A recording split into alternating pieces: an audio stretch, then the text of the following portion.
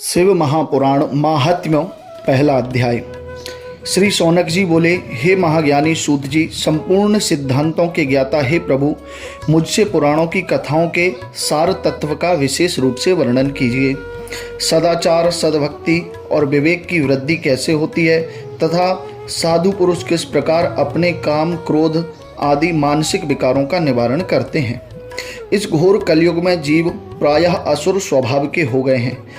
इस समय जीव समुदाय को शुद्धि कैसे प्राप्त हो, सर्वश्रेष्ठ उपाय हमें बताने की कृपा करें। आप इस समय मुझे ऐसा कोई शाश्वत साधन बताइए जो कल्याणकारी वस्तुओं से भी सबसे उत्कृष्ट एवं परम मंगलमय हो तथा पवित्र करने वाले उपायों में भी सर्वोत्तम पवित्र कारक उपाय हो। वह साधन ऐसा हो जिससे अनुष्ठान से शीघ्र ही अंतःकरण की विशेष शुद्धि हो जाए तथा उससे निर्मल चित्त वाले पुरुष को सदा के लिए शिव की प्राप्ति हो जाए। सूत जी बोले, हे श्रेष्ठ शौनक, आप धन्य हैं। आपके हृदय में पुराण कथा सुनने के प्रति विशेष प्रेम एवं लालसा है, इसलिए मैं शुद्ध बुद्धि से विचार कर परम उत्तम शास्त्र का वर्णन करता हूँ।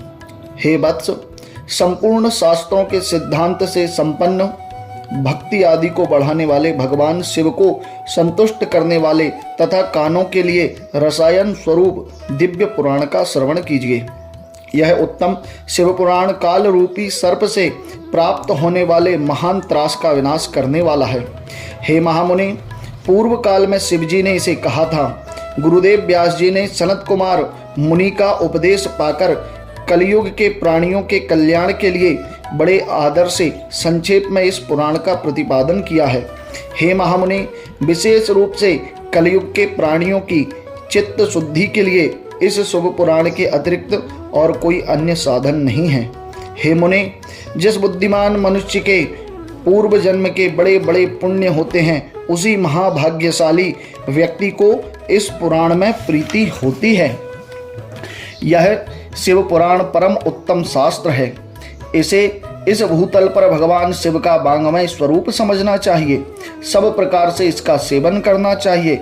इसके पाठन और श्रवण से शिव भक्ति पाकर श्रेष्ठतम स्थिति में पहुंचा हुआ मनुष्य शीघ्र ही शिव पद को प्राप्त कर लेता है। इसलिए संपूर्ण यत्न करके मनुष्यों ने इस पुराण के अध्ययन को अभीष्ट साधन माना है और इसका प्रेम पूर्वक श्रवण भी संपूर्ण वांछित फलों को देने वाला है। भगवान शिव के इस पुराण को सुनने से मनुष्य सब पापों से मुक्त हो जाता है तथा बड़े बड़े उत्कृष्ट भोगों का उपभोग करके अंत में शिवलोक को प्राप्त कर लेता है। राजसूय यज्ञ और सैकड़ों अग्निष्टोम यज्ञों से जो पुण्य प्राप्त होता है, वह भगवान शिव की कथा सुनने मात्र से प्राप्त हो जाता है। हे मुनि, जो लोग इस श्रेष्ठ शास्त्र शिव पुराण का श्रवण करते हैं, उन्हें मनुष्य नहीं समझना चाहिए। वे रुद्र स्वरूप हो जाते हैं, इसमें संदेह नहीं है। इस पुराण का श्रवण और कीर्तन करने वालों के चरण कमल की धूलि को मुनिगण तीर्थ समझते हैं। जो प्राणी परम पद को प्राप्त करना चाहते हैं, उन्हें सदा भक्ति पूर्वक इस निर्मल शिव पुराण का श्रवण करना चाहिए। हे मुनि श्रेष्ठ, यदि मनुष्य सदा इसे सुनने में असमर्थ ना हो तो उसे प्रतिदिन स्थिर चित्त से एक मुहूर्त भी इसको सुनना चाहिए।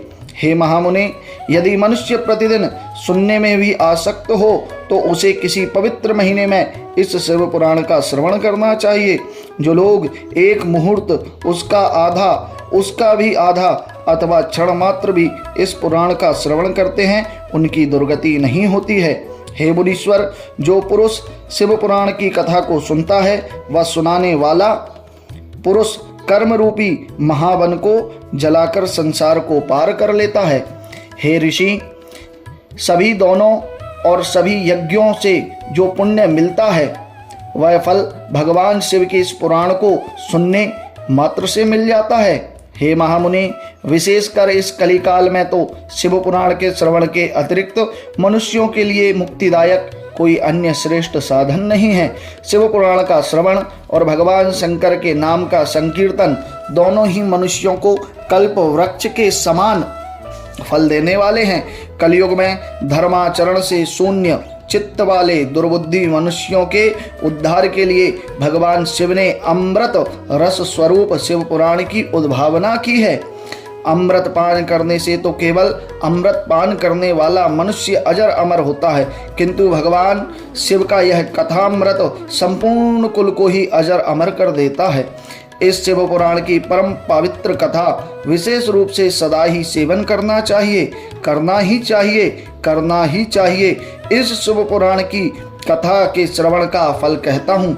इसे श्रवण करने से भगवान सदाशिव उस प्राणी के हृदय में विराजमान हो जाते हैं। यह शिव पुराण नामक ग्रंथ 24,000 श्लोकों से युक्त है। इसमें 7 संहिताएं हैं। मनुष्यों को चाहिए कि वह भक्ति, ज्ञान और वैराग्य से भली भांति संपन्न हो, बड़े आदर के साथ इसका श्रवण करे। पहली विद्येश्वर संहिता, दूसरी रुद्र संहिता, तीसरी शतरुद्र संहिता, चौथी कोटि रुद्र संहिता, पांचवी उमा संहिता और छठी कैलाश संहिता और 7वीं वायवीय संहिता। इस प्रकार इसमें 7 संहिताएं हैं। 7 संहिताओं में यह युक्त दिव्य शिव पुराण परब्रह्म परमात्मा के समान विराजमान है और उससे उत्कृष्ट गति प्रदान करने वाला है। जो मनुष्य 7 संहिताओं वाले इस शिव पुराण को आदर पूर्वक पूरा पढ़ता है वह जीवन मुक्त कहा जाता है। हे मुनि, जब तक इस उत्तम शिव पुराण को सुनने का सुअवसर नहीं प्राप्त होता तब तक अज्ञानवश प्राणी इस संसार चक्र में भटकता रहता है।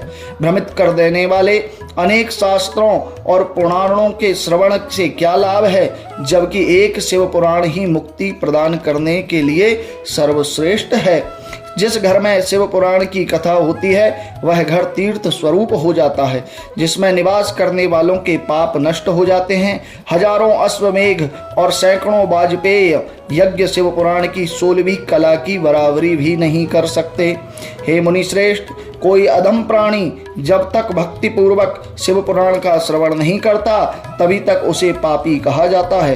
गंगा आदि पवित्र नदियां, सप्तपुरियां तथा गया आदि तीर्थ इस शिव पुराण की समता कभी नहीं कर सकते। जिसे परम गति की कामना हो उसे नित्य शिव पुराण के एक श्लोक अथवा आधे श्लोक का ही स्वयं भक्ति पूर्वक पाठ करना चाहिए। जो निरंतर अर्थात संधान पूर्वक इस शिव पुराण को वांचता है अथवा नित्य प्रेम पूर्वक इसका पाठ मात्र करता है वह पुण्यात्मा है, इसमें संशय नहीं है। जो उत्तम बुद्धि वाला पुरुष अंतकाल में भक्ति पूर्वक इस पुराण को सुनता है उस पर अत्यंत प्रसन्न हुए भगवान महेश्वर उसे अपना परम पद, अपना शिवलोक धाम प्रदान कर देते हैं। जो प्रतिदिन आदर पूर्वक इस शिव पुराण का पूजन करता है वह इस संसार में संपूर्ण भोगों को भोग कर अंत में भगवान शिव के पद को प्राप्त कर लेता है। जो प्रतिदिन आलस्य रहित हो रेशमी वस्त्र आदि से वेष्टन इस शिव पुराण का सत्कार करता है वह सदा सुखी होता है। यह शिव पुराण निर्मल तथा शैवों का सर्वस्व है। इहलोक और परलोक में सुख चाहने वाले को आदर के साथ प्रयत्न पूर्वक इसका सेवन करना चाहिए। यह निर्मल एवं उत्तम शिव पुराण धर्म, अर्थ, काम और मोक्ष रूपी चारों पुरुषार्थों को देने वाला है। अतः सदा प्रेम पूर्वक इसका श्रवण एवं विशेष रूप से पाठ करना चाहिए। वेद, इतिहास, अन्य शास्त्रों में यह शिव पुराण विशेष कल्याणकारी है, ऐसा मुमुक्षु जनों को समझना चाहिए। यह शिव पुराण आत्म तत्वज्ञों के लिए सदा सेवनीय है, सत्पुरुषों के लिए पूजनीय है, तीनों प्रकार से तापों का शमन करने वाला है, सुख प्रदान करने वाला है तथा ब्रह्मा, विष्णु, महेश आदि देवताओं को प्राणों के समान प्रिय है। ऐसे शिव पुराण को मैं प्रसन्न चित्त सदा वंदन करता हूँ। भगवान शंकर मुझ पर प्रसन्न हो और अपने चरण कमलों की भक्ति मुझे प्रदान करें।